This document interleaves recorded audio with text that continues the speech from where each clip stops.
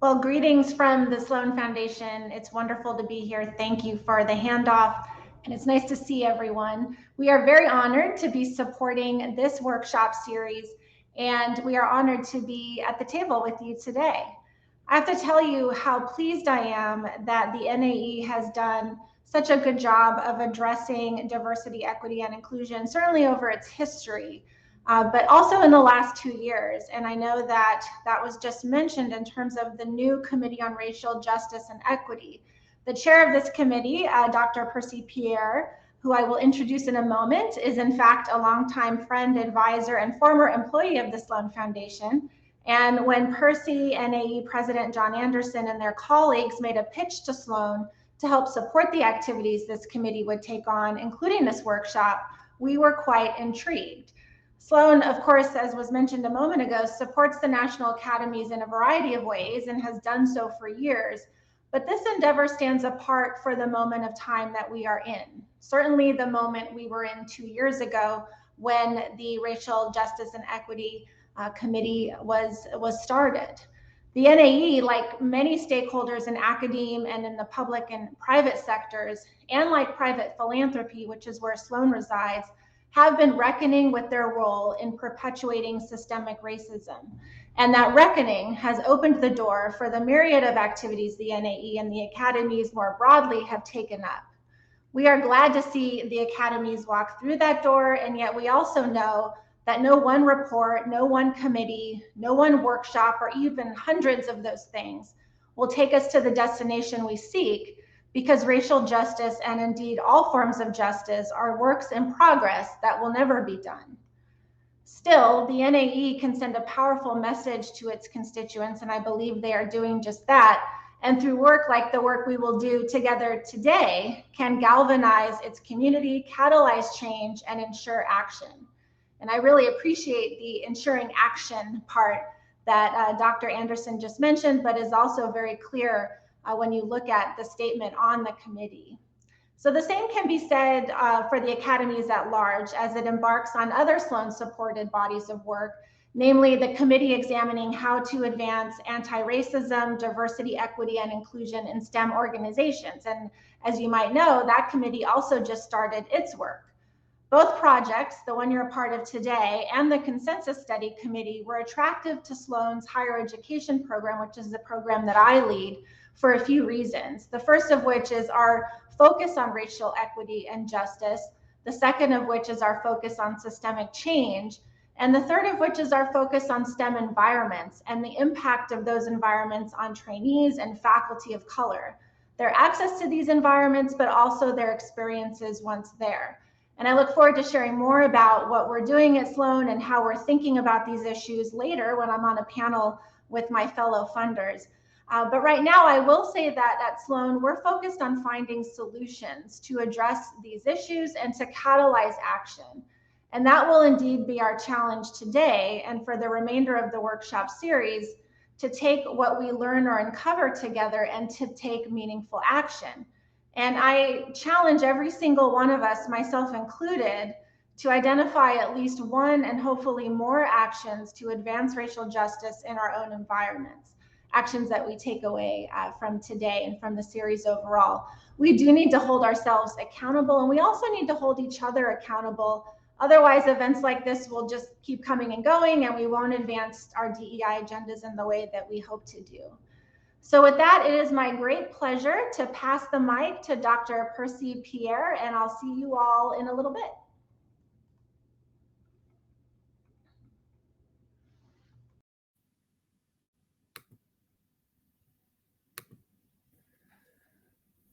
Good morning. Just a moment while I prepare my remarks. I'm Percy Pierre, and I'm chair of the NAE's Racial Justice and Equity Committee that has been mentioned earlier. We did initiate this workshop, and I want to welcome all of you to this workshop. Many of you have been working on this issue of minorities in engineering almost as long as I have. I look forward to learning about your activities and perhaps connecting with you. I also want to thank the Alfred P. Sloan Foundation for sponsoring this event. In my opinion, the Alfred P. Sloan Foundation has been the leader among foundations in advancing minorities in STEM for the last 50 years and more. And thank you. Like many of you, I have spent a good part of my life the number of minority graduates. More recently, as a professor of electrical and computer engineering at Michigan State University, I ran a program to increase the number of minorities with graduate degrees in engineering. We recruited, mentored, and provided partial financial support for students. And we graduated over 140 students with graduate degrees, mainly underrepresented minority students. My efforts were largely disconnected from other activities in the college or the university, and only slightly connected to national activities. Most of my recruiting was based on my personal connections. I identified a limited number of students whom I thought would succeed at MSU and might be inclined to come to MSU. I reached out to them personally. I could have used some help from some of you in identifying those students had we been more connected. Now, I knew many other dedicated people around the country who ran similar programs. They were very successful in what they did. However, many of these programs were individual efforts based on individual relationships. How can we go from a group of individual efforts to something that is a more connected minority engineering ecosystem? How do we even think about the challenge? Well, one way might be as follows. While I was at Michigan State, I worked with an NSF Science and Technology Center called Beacon. It applied information technology to engineering problems and evolutionary biology. The particular algorithm it used was called evolutionary computation. It is similar in purpose and technique to neural networks, which is a more popular algorithm. Most of these algorithms optimized a single objective. A more difficult problem is the optimization of multiple objectives with appropriate trade-offs among them. I decided that the problem of graduating more minority engineers is a multi-objective optimization problem. We certainly want to graduate as many engineers as needed. That would be one objective. However, we need to have that population be diverse in racial and ethnic backgrounds. We need to be sensitive to the engineering fields in demand by students and our industry. We also need to work at all levels of the educational system. To be truly successful, we must pay attention to all of the elements of the problem and pursue multiple objectives. Now, multiple objective optimization is a difficult problem in engineering and in society compared to optimizing one objective. But one thing we can do to try to optimize our many efforts is to share information about our programs and about our students. That would allow each of us to better optimize our individual programs while better contributing to the solution of the national problem. We can move from individual programs doing their own things to an ecosystem that has the potential of much greater progress for students that need our help. And that requires information sharing about our programs and our students. I realize there are issues with information sharing. These issues will be considered on the last day of this workshop. However, the benefits of collaboration are many. We can help students at the high school level, the college level, and the graduate level find the next program most useful to them. We could help the operators of programs find the students that would most benefit from their program. We could help the sponsors of these programs, industry, government, and universities, more directly benefit from the programs they sponsor by being able to recruit these students or employ these students. We can help evaluate our programs by tracing our graduates to make programs more effective. I hope at this workshop you will consider these and many other ideas for greater collaboration, and I hope that you will meet and form new collaborations with your colleagues who are attending. I want to thank you again for attending the workshop. Finally, help us solve this multi-objective optimization problem. Now, you will hear from Gary May, the co-chairman of the workshop.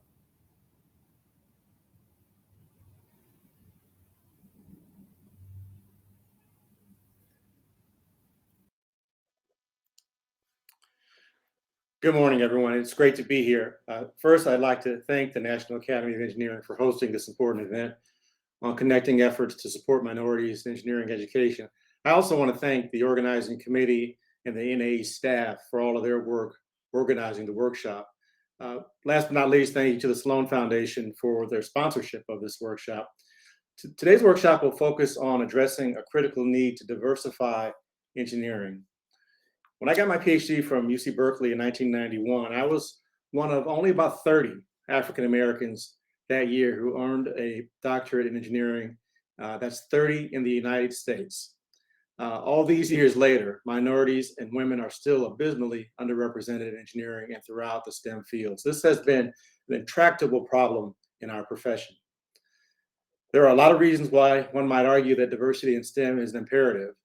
There's social equity, there's closing the pay gap, graduating enough STEM grads to meet projected workforce demands, etc. I have a more practical argument, however. Diversity is at the root of innovation and technical advancement. The greater diversity we have in university research and in developing technology and industry, the more likely we can make discoveries and solve problems. And there are many examples of this. The first airbags in the auto industry almost killed women passengers. Why? Because they were tested on crash test dummies that had male anatomies. We find today that some artificial intelligence programs used for facial recognition have racial and gender bias. And one final example, pulse oximeters that are used to measure oxygen saturation in COVID-19 patients don't work as well on people with darker skin. And these are just a few quick examples, but they make a clear point. Diversity as a practical matter leads to better outcomes. If there were diverse engineers on those design teams in those examples, I would argue that they may not have overlooked those particular glitches that I described in the technologies. It's not more engineers that lead to more innovation, it's more diverse engineers that lead to better innovation. And there are many ongoing efforts to increase representation among women and minorities in engineering. As you know, that's been a lot easier said than done. Increasing diversity requires a long-term commitment. We need resources and funding to help develop and implement the kind of targeted programs that can produce measurable results. We need new and creative approaches if we are to reach potential students early and support them throughout their academic journey and into the workforce. That requires collaboration and coordination among many organizations and institutions working to create change. And that's what this workshop hopes to facilitate. The goal here is to identify actionable insights and share best practices for increasing representation at all levels: undergraduate, graduate, postdoctoral, faculty, and workforce. We'll look at ways to increase coordination and communication among the various stakeholders within the engineering education system.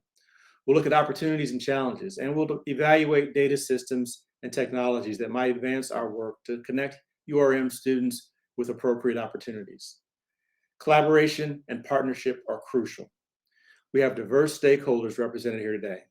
That includes engineering professional societies and coalitions, engineering deans and faculty, those working on engineering diversity, equity, and inclusion programs, federal agencies, philanthropic organizations, and the companies that employ engineers or fund programs that support minority engineering students.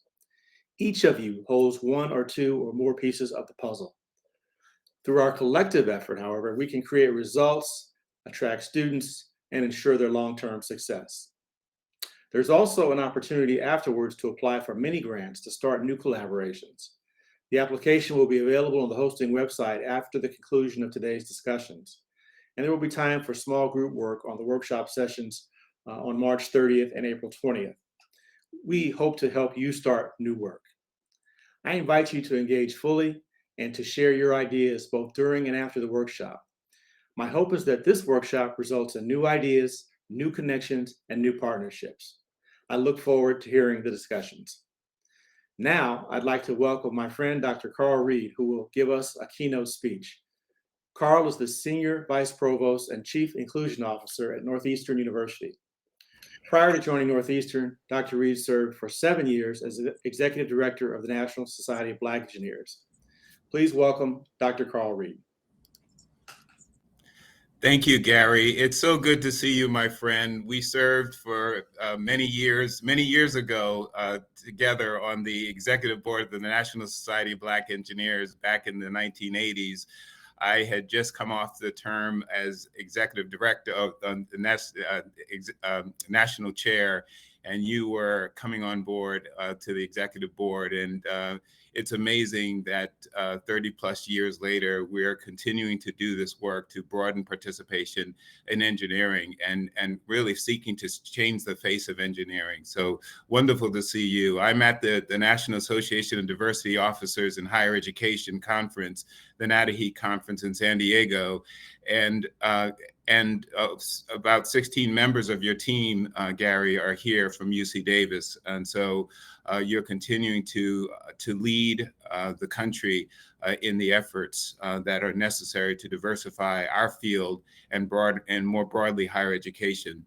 I also want to thank Dr. Anderson, the National Academy of Engineering, join my voice with many others to express my appreciation for this workshop and the platform it lends us to create access and opportunities, but also look for transformative solutions.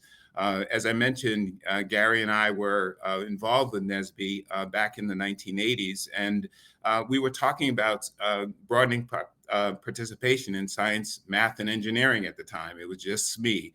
And here we are 30 plus years later having the same conversations. And so I think it was Benjamin Franklin who said that after all is said and done, more is said than done. And we really have to move to action and transformative effect. We understand how to do that now. We can other industries as well, much like in terms of the collective impact industries. They've been very effective at looking at transforming, let's say, K-12 education or cleaning up the water table in the Chesapeake Bay, and et cetera. And so we understand how to do it. It's just a matter of getting things to scale. I'm going to go ahead and share my slides now and really begin to kind of walk through a presentation that answers the question, how do we do this? How do we seek to change the way we do what we do as well? I'm going to pull this up. And it turns out, so the title of my talk is Transitions, Pathways, and Leverage Points for Engineers of Color. And I like this title as part of this effort because I've been thinking about this problem and challenge and opportunity for many years. How do we take the practices that are good and that are effective and grow those to scale?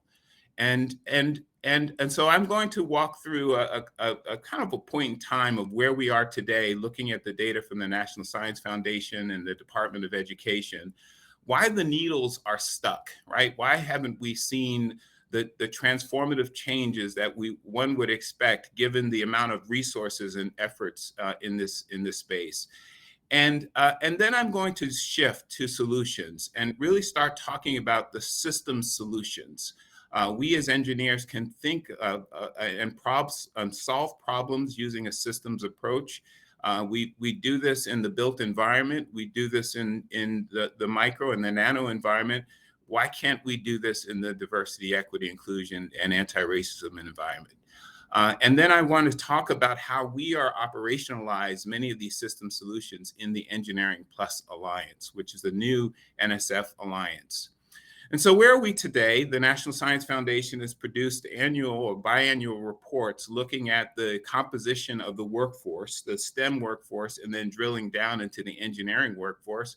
And one could see very clearly in this slide that the share of degrees awarded to the STEM workforce for Hispanic and Latinx, African American, and Native American are well below their representation in the general population.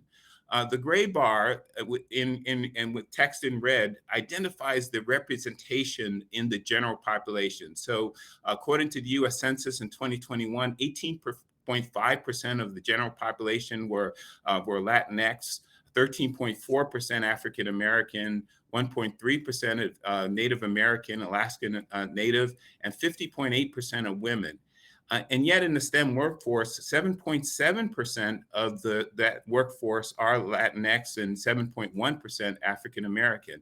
And so there, you could see the gaps. And if we are looking for representative diversity, one could look at the general population and their relationship in the workforce as well.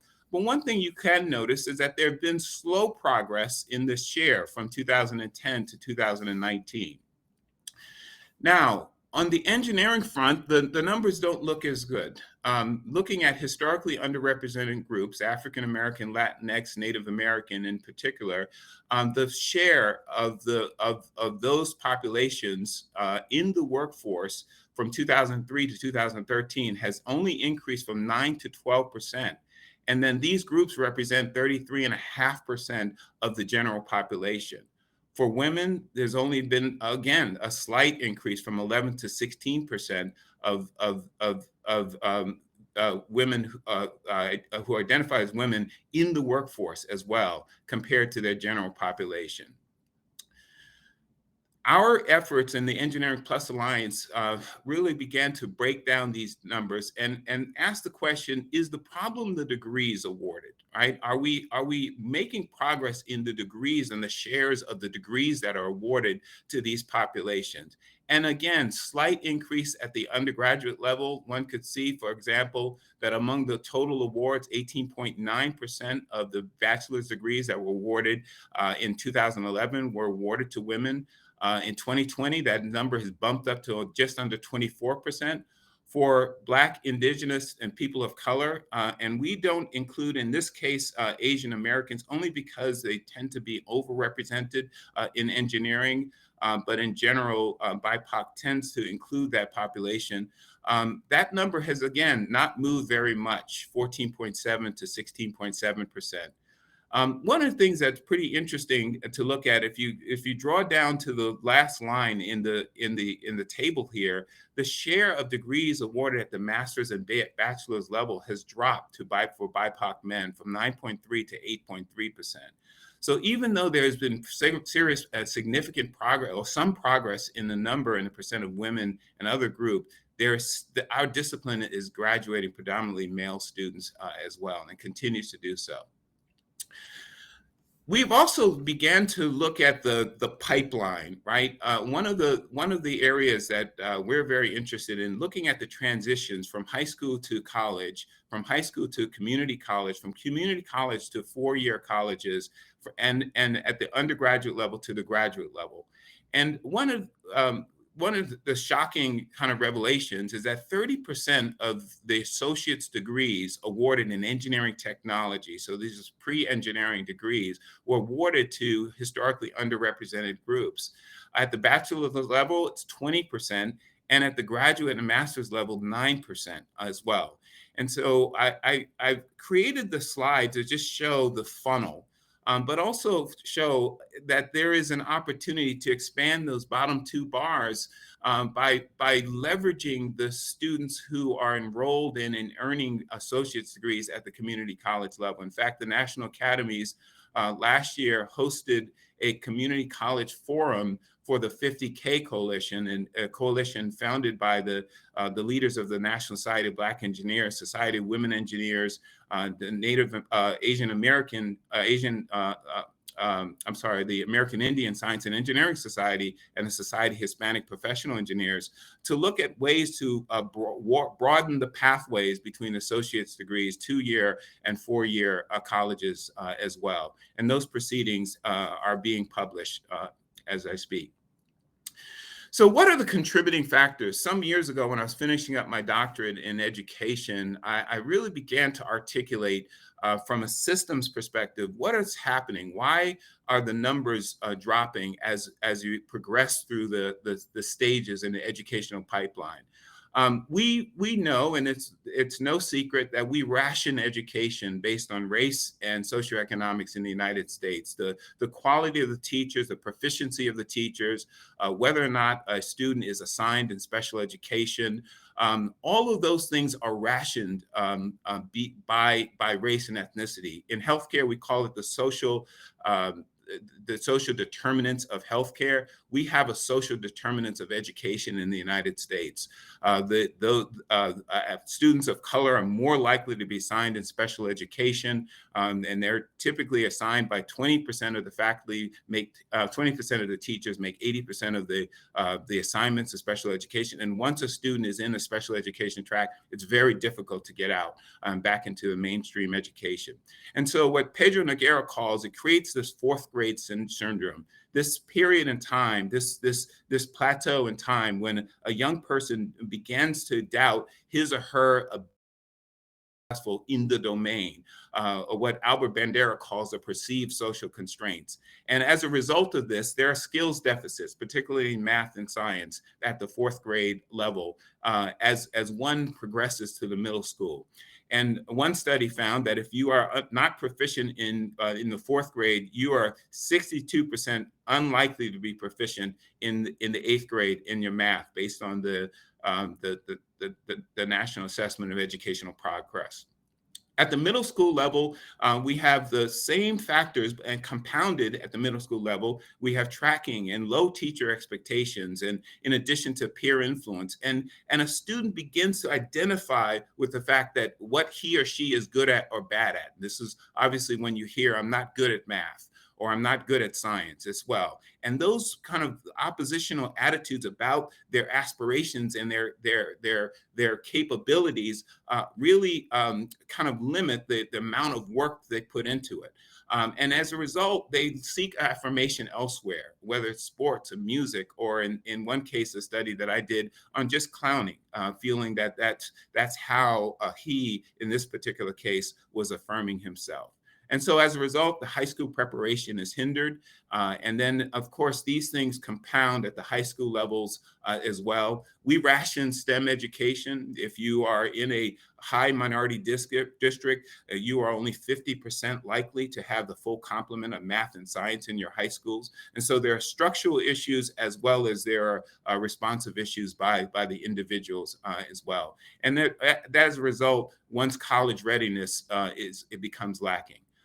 These things continue to compound at the high school level into the college level as well. That, coupled with the fact that the cost of education is a factor in many cases, and is a limitation.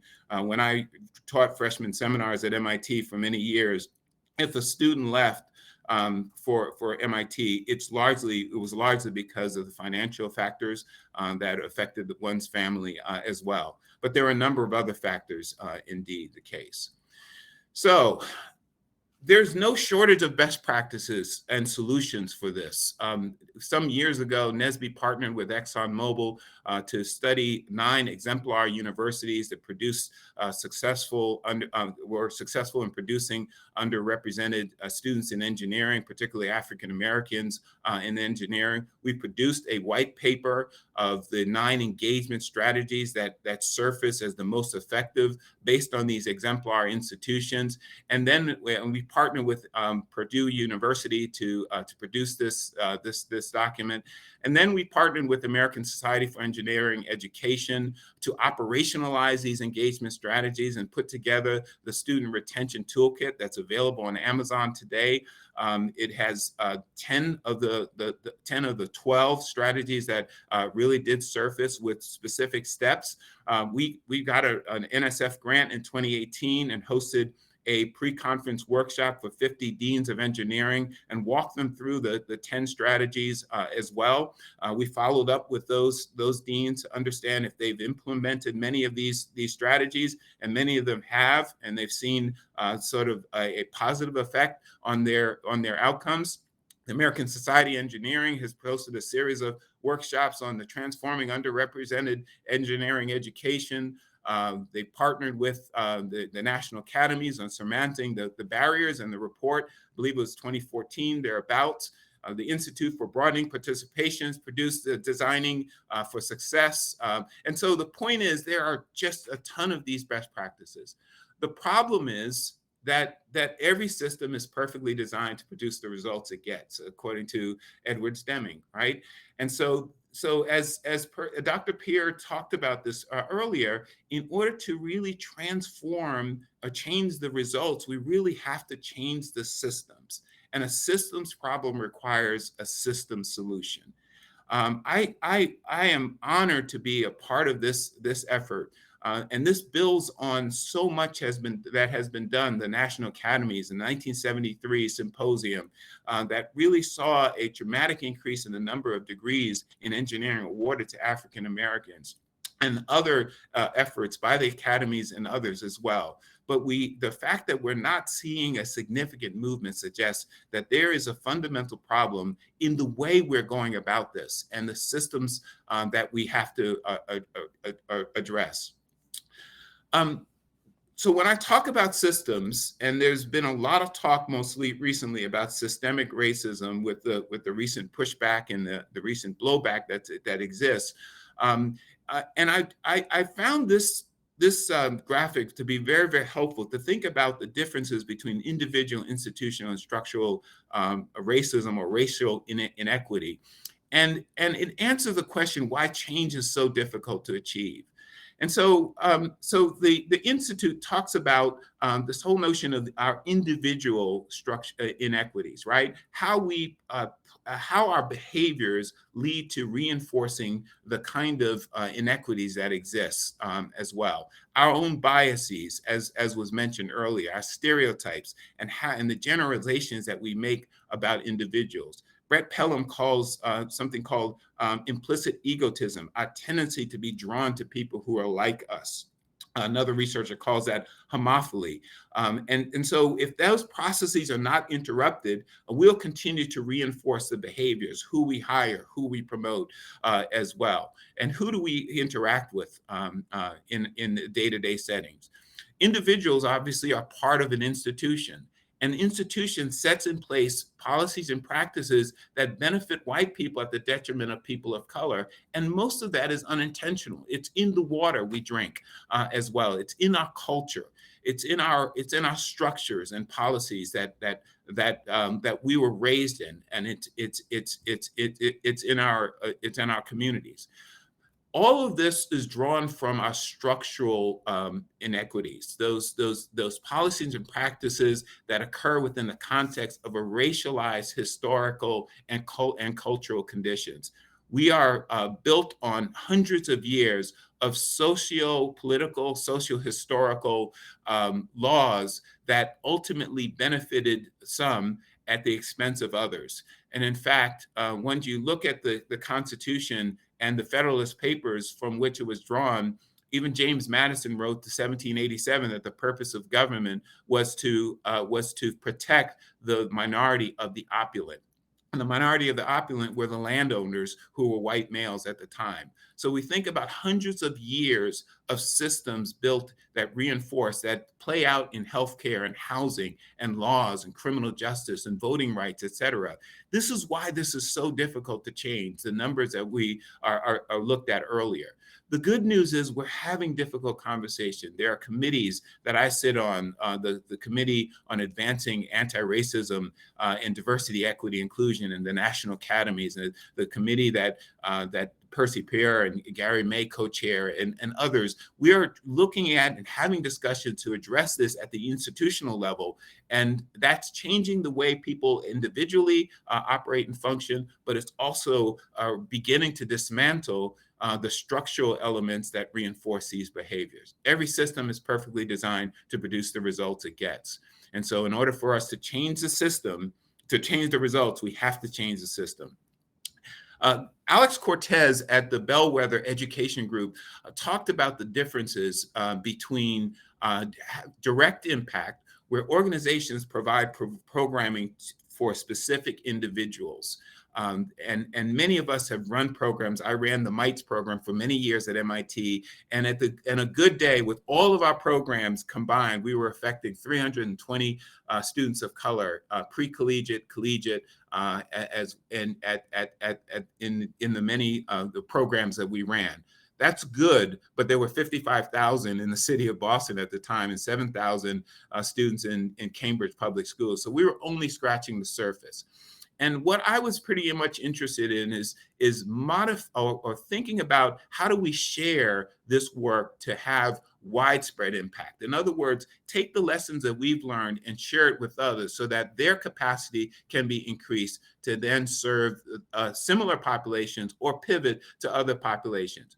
What we need to focus on is systemic impact, Alex Cortez says, is that where an organization shifts their mindsets, relationships, and their power dynamics in order to create conditions for adoption that reinforce success and broadening participation, eliminates inequities as well. So he says that there's a relationship between this direct impact, this widespread impact, and systemic impact. Cortez says that we have to take the direct impact lessons and serve those as a test kitchen by sharing it with others and replicating the successful models.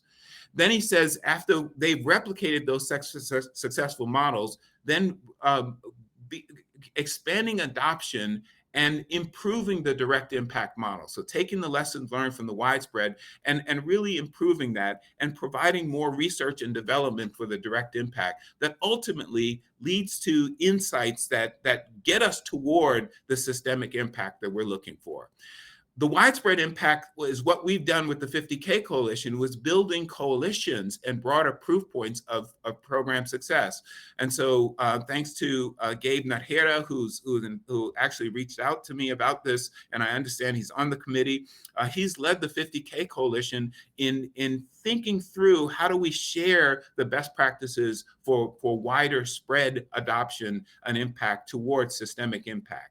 And then ultimately, our goal is to create systemic conditions that enable broader adoption of programs aligned to any organization's ultimate vision. But I would say, so in our case, societal's ultimate vision as well. So if this framework helps, we should be thinking about sort of the direct impact, widespread impact, and the systemic impact. And there's a role for all of this as well.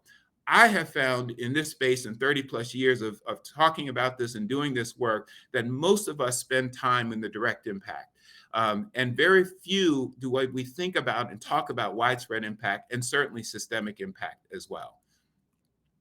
So we've launched the Engineering Plus Alliance. It's an NSF Includes Alliance. We launched it late last year. And the goal is transformative, systemic, and sustainable change that increases the growth rate in the number of people of color and women obtaining undergraduate and graduate degrees.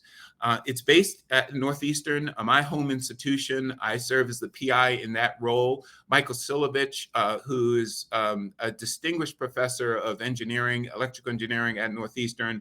He's led several Homeland Security and ERC grants using the three-level ERC model. Richard Harris, for many years, has done a lot in multicultural engineering programs at the practice level, and is also a leader in the Lewis Stokes Alliance for Minority Participation. Claire Duggan has been leading the Center for STEM Education, and then Karen Hording, many of you know, is the Executive Director and CEO of the Society of Women Engineers, make up our PI team. We built our strategy on the work of the 50K Coalition, NSBE, SWE, ACES, and SHIP, based on their work that they've done. And then we built new relationships and connections with the Lewis-Stokes Alliance. I'm going to come back to the Lewis-Stokes Alliance momentarily as well. Our goal is transformative change in engineering, sustainable transformative change to achieve 100,000 degrees awarded to BIPOC and women by 2026 and 30,000 bachelor's and master's degree. So we've expanded the scope of the 50K by increasing the goal from 50,000 to 100,000 by 2026 and expanding to include master's and PhDs as well in this process. So here's analysis that we did just looking at the trends of engineering and the degrees awarded for women and BIPOC men from 2011 up to 2020. And as one could see, if you look on the left side, that we've already achieved the goals that the 50K Coalition set in 2016 of 50,000 degrees awarded to women and people of color in the United States. And so we've pushed that goal to 100,000. If we do nothing, we'll only get to 71,000 or so, and that'll be about 28,000 short. The master's level, the challenge is a little more challenging because of the recent drop in the degrees awarded at the master's level. And this slide shows a master's and PhD combined as well. But if we do nothing, assuming that the curve is turned back post-COVID and with more and more master's enrollment, that will still be about 34,000 short of our goal of producing 30,000 degrees as well. So achieving our goal requires systemic transformative change. And I'm going to just talk quickly about a few of the things that we're doing and how we're doing it. And then I'll leave this talk with a few recommendations, 5 recommendations for the National Academies in this workshop to consider. Our goal is to take the best practices and amplify them to produce systemic change. Again, there's no shortage of solutions out there. As Gary and others have pointed out, our strategy is to take the best practices and produce that system change. How we do this, we are working to raise up hundreds of change agents who are equipped with the latest knowledge of the best practices of broadening participation, as well as organization development and change management, systems change, a systems approach, where several of us are reading Peter Bro's book about systems change in nonprofit or on system change in nonprofit organizations as well. And we call our initiative the STEM Peer Academy. We capitalize the E. Peers are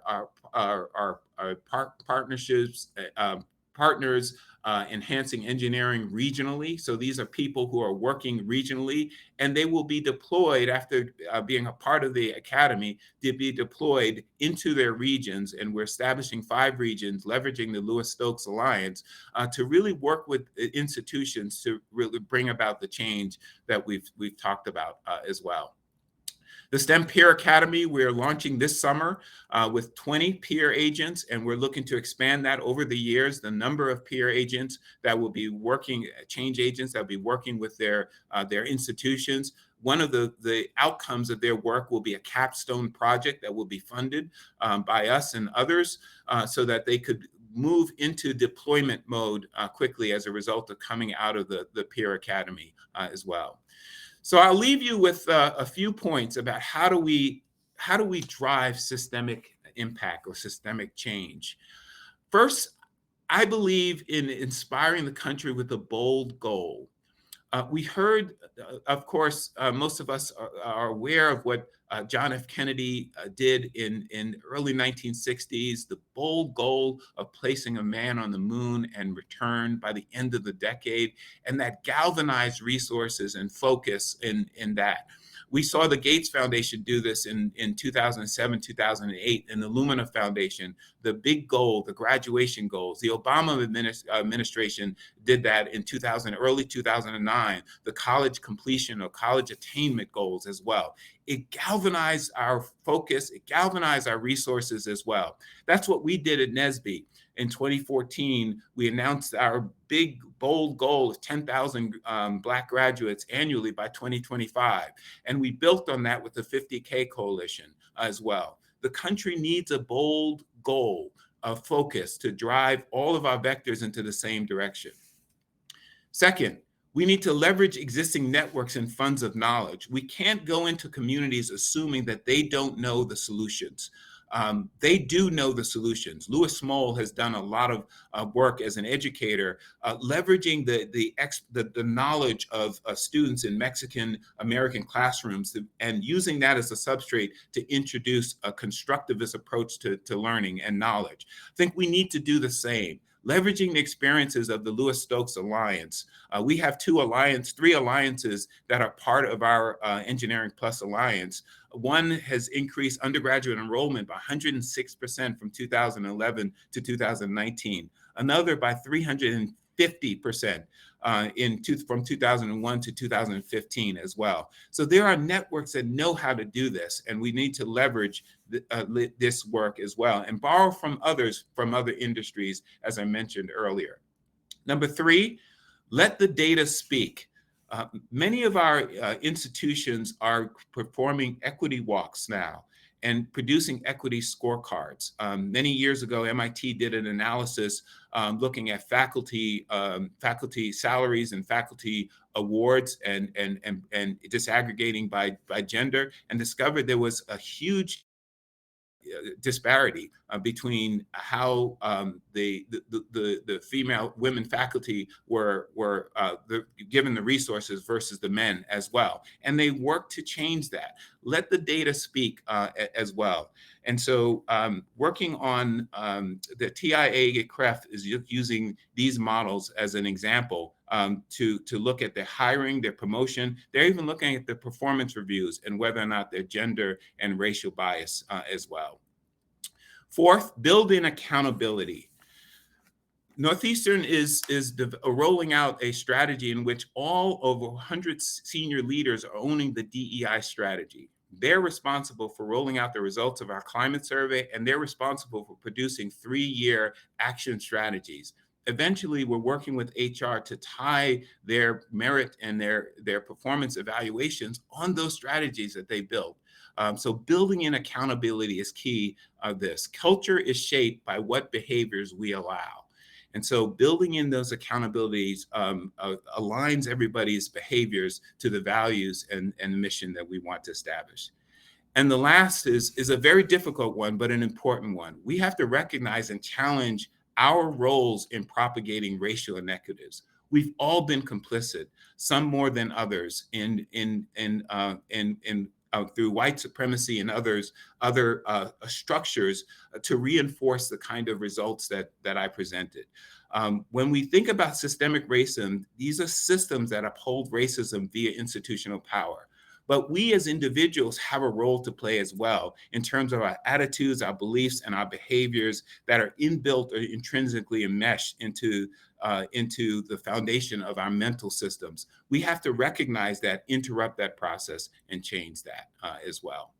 So at the end of the day, this is why it matters. And Gary was much more eloquent in sharing this, why this matters. I love Scott Page's work because he's quantified the effect of what he calls a diversity bonus of diversity on problem solving and innovation, or what Franz Johansson calls the Medici effect, bringing together people from different backgrounds, experiences, and cultures, really produce something at the intersection that transform the way we think and do things as well. These are complex problems we have to solve. The National Academies has issued the Grand Challenges. I sit on the Grand Challenges Scholars Advisory Committee, and we're looking at ways to operationalize those Grand Challenges. We can only achieve success. We can only solve these complex problems by leveraging our diversity.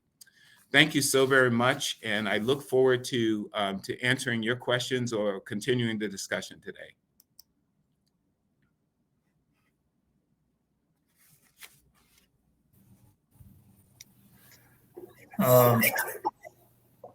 We're open for questions for Dr. Reed. And I'll start with a question or maybe a comment. I really enjoyed your presentation. It was very factual. It gave me a lot of documentation for some of the things I believed. And you talk about a systemic change, and you give many examples of that. You also say we have no shortage of best practices. I talked about optimization and suggested that the sharing of information might be a good step towards understanding the system and systemic change. Would you comment on that? Yes, I have. Back in 2011, I read the paper by the Stanford Innovation Review called Collective Impact. And I alluded to this earlier as I was struggling with my slide, so it may not have come clear. Collective impact is used by public-private partnerships to solve complex social problems. So reducing childhood obesity in some regions, or making sure that every child starts kindergarten with a knowledge of the alphabet in the West Coast and others. And so it's really pointing all vectors to achieve that. And there are 5 elements of that: a common agenda, shared measurement metrics, mutually reinforcing activities, constant communications, and a backbone organization.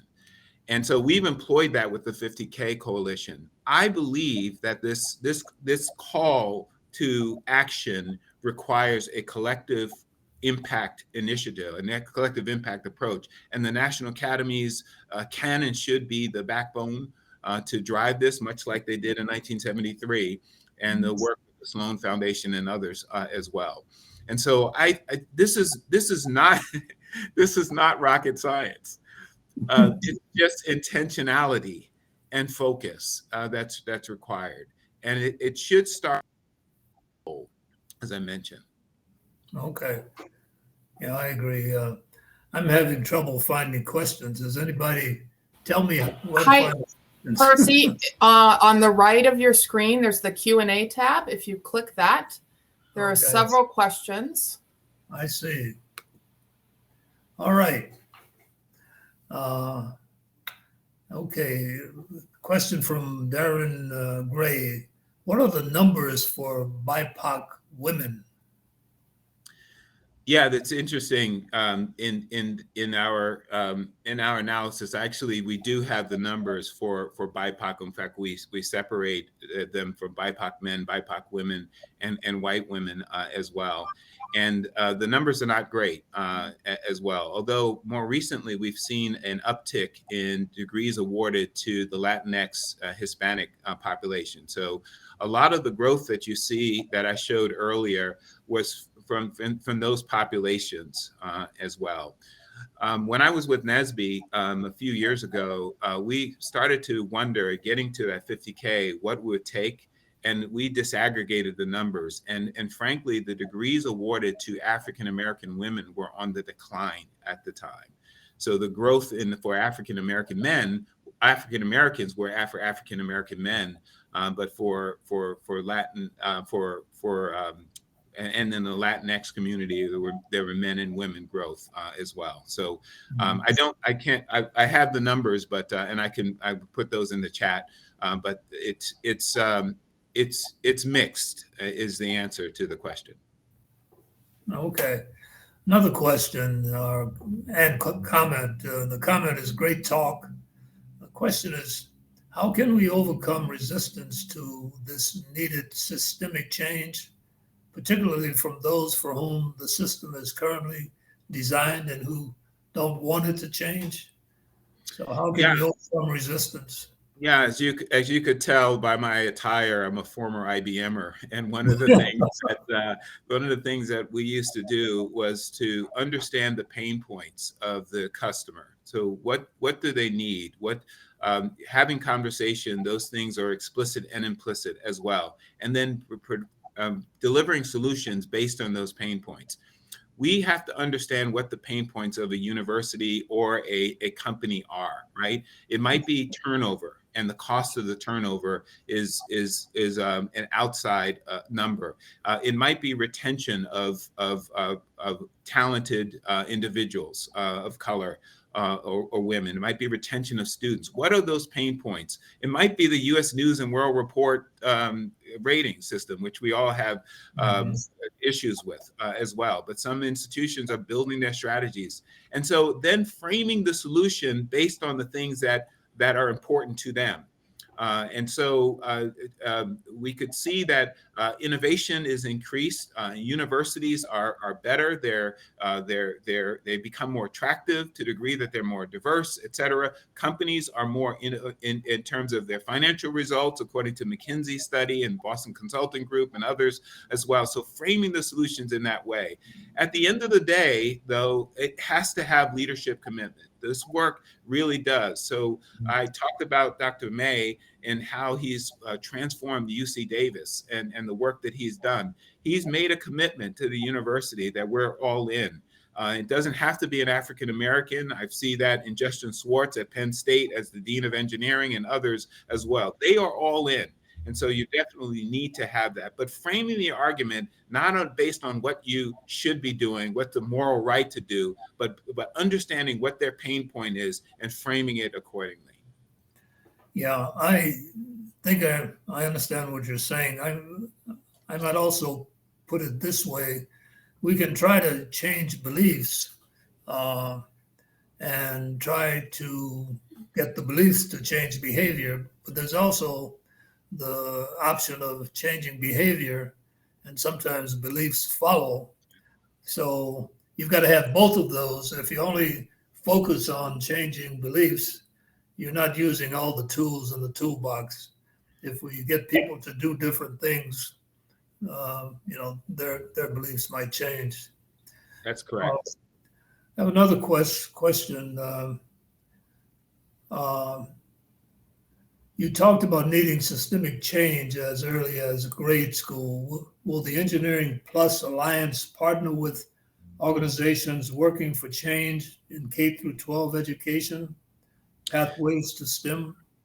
The good news is, and it was in my slide, but I didn't mention it. The National Science Foundation has really embraced this collective impact approach with their Includes network.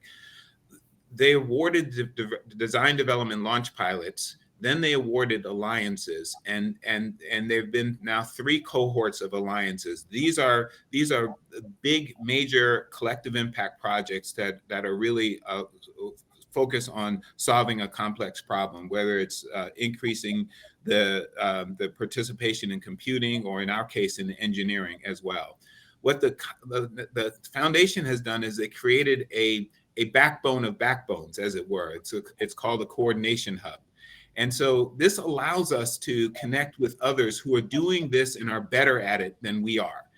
So for example, the STEM Push Alliance is working to increase the K-12, improve the K-12 education, and create standards in the K-12 education as well.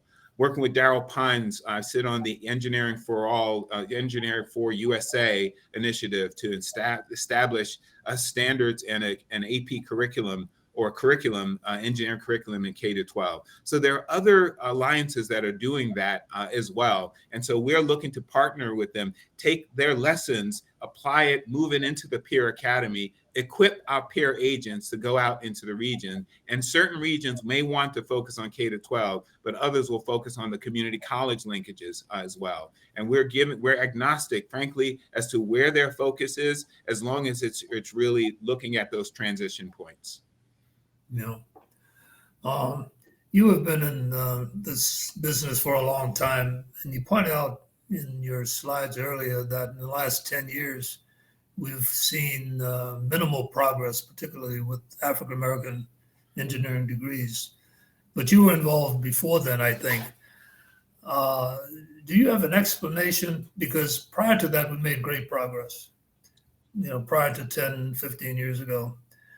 Has something changed? Can you explain why the flattening of the curve? Well, what I showed you was the percentages. So the share of degrees or the share of the workforce, but in this case, the share of degrees awarded. Yeah. What has happened at the very top line of one of those slides is the increase in the denominator. So in other words, there's been a significant increase in the denominator, a significant increase in the international students earning degrees as well. So I'm showing you a percentage share. But if you kind of unpack that and look at the growth rate in the number of degrees, NSBE reported a 61% increase in degrees awarded to African Americans from 2015 to 2020. So there's been a larger number as well. So yeah, we want to see a faster growth rate than the broader population, and we are seeing that. We're seeing more degrees awarded as well. That's great. But what we need to do in order to get to our goals is turn the curve as well. We need to accelerate the pace of increase. And I think that what I talked about, the systemic challenges that exist in the K-12 community and higher education as well. The Shape of the River talks about this. William Bowen, Derek Bach wrote about this, that even if you pair Black students and white students on socioeconomic status, on SAT scores, on family income, et cetera, all these factors at the beginning, after 4 years, there's a 16 percentage point gap in their outcomes as well. So something is going on in our institutions that we need to address. And that's where I think the point of the spear has to be. Okay. Someone will have to tell me when the question and answer session ends, but another question. Thinking about grad degrees, many BIPOC undergrads move into industry after obtaining their undergraduate degree. And the question is, how do we get more of them to go into academia? Yeah, that's a great question and an important one. We use William Sedlacek's instrument back at MIT when I was running the Office of Minority Education, and we admitted 80 students to participate in our summer bridge program. And the William Sedlacek's looks at non-cognitive variables, and one of the questions was, what are your long-term goals? We discovered that 92% of these students, many of them first-generation students, had the aspiration of going to graduate school. But 4 years later, when we looked at the numbers, literally, I can count them on two hands who were enrolled at MIT. 5 years later, enrolled at MIT in graduate school. Now, they went on to other institutions, great institutions, some of them, but most of them were just discouraged and went to work, which is great. I think it's wonderful for a lot of people as well. So we created a program called the Laureates and Leaders. Laureates and Leaders was, again, using a cohort model because I believe in vertical and horizontal integration in order to retain students, keep students together. And this cohort of 25 to 30 students would be admitted. These were freshmen and sophomores. And every month they would meet with an advisor to talk about sort of preparing them for graduate school, preparing them to go into academia in many cases as well. Laureates and Leaders is still going on. We created that program back in 2006, 2007. It was funded by the Webster Foundation to really expand that work as well. And so thinking about sort of creating the mindset of a young person, getting the mindset and seeing their possible selves as early as their freshman and sophomore year is critical to enabling them to see that a career in academia is within the realm of possibility. Yeah, I agree. In my experience at Michigan State, we worked with summer research programs in the Big Ten, and all of the students in the program were encouraged to go to graduate school first and to be faculty members second. The number of students who actually did that was disappointing. I did not find that source as a good source for me to recruit. And one of the things I'm getting at is if that program was better linked to the people looking for those students, maybe somebody might talk to that student who talked to industry and convince them to go to graduate school and maybe even be a faculty member. What I found in trying to convince undergraduates to go to graduate school is the industry recruiters are better salesmen than we are. And they tell the student, well, yes, you've heard about graduate school, but don't worry about it. You can go to graduate school while you work for us. And the student says, well, I can have it both. Well, you can't because getting graduate degrees while working is not an easy thing to do. So better communications, I think, with programs preparing people for graduate school and people wanting those students would give the students better information about what their career choices are. And I agree. And one of the models was the GEM Fellowship, which I'm a recipient. And so IBM funded my graduate school through the internships and others. And on Northeastern, we're actually expanding the idea of getting a PhD with co-op. So Northeastern is known for its 3,000 co-op partners, that every student participates in at least 2 co-ops. We're expanding that at the master's level and the PhD so that that students coming back can have a much more purposeful approach to this ever. So I think that there are great models out there, including the GEM Consortium, that combine industry with higher education under the supervision of a faculty member on research on faculty members. There are creative opportunities. We have to consider tearing down silos. That's the key. Consider tearing down structures and silos in order to create new and creative opportunities. Okay. Quick question of a different sort of political, but how do we all come together in action as the Supreme Court prepares to hear 2 cases on affirmative action, especially as we think about systemic change? We don't want to further erode our efforts. I think Supreme Court changes, cases have had an impact on our progress in the last few years. Do you have any ideas about whether that's going to change or whether it's going to get worse? You know, whether the Supreme Court makes the decision to eliminate affirmative action as we know it or not, I think that the political winds are blowing anyway. That there are school districts that are challenging attention to race, discussion of race. They're falsely characterizing critical race theory as the enemy. Suddenly talking about racism in America afflicts the very people who benefited from racism in America. It just doesn't make sense to me, but none of this makes sense. And I think the Supreme Court's decision, whether it's in our favor of affirming affirmative action or affirming the action as it were, or eliminating it, I think it causes us to be creative in how we achieve our goals. So when Proposition 209 was passed, University of California system began to be very creative in how they achieved the goal. The numbers went down, of course, for a period of time, but smart people coming together, solving complex social problems is the way that we have to resolve this if the law of the land is no longer favorable for people of color. Well, I thoroughly agree. The state of Michigan passed an anti-affirmative action law, which some thought would be the demise of my program, but there were ways of getting it done, and we got it done. So if we have people who are committed, they can find ways, I think. So, yes, correct. Well, we have to. We have no choice. Yeah, you have to.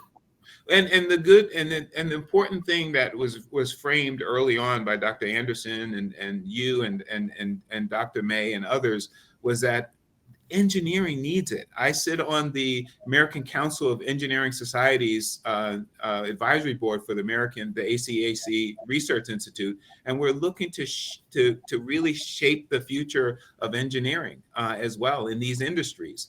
And they're struggling to find talent, and they're struggling to operate in the changing regulatory and a demographic environment. We need talented and diverse people to solve those problems, not only of the future, but today. Okay. I think I've been being told that this is the end. So any final comments? Beth, am I ready? Am I correct? Yes. One final comment, Dr. Reed, and then we're going to take a short break before the next panel. I really want to thank the National Academies for the National Academy of Engineering for hosting this workshop. Thank you, Dr. Pierre. You have really been a role model and a mentor for me for so many years. We have to democratize this. This can't be the role and the task of a few people. We have to really share the responsibilities and set big goals and then achieve them. Thank you very much.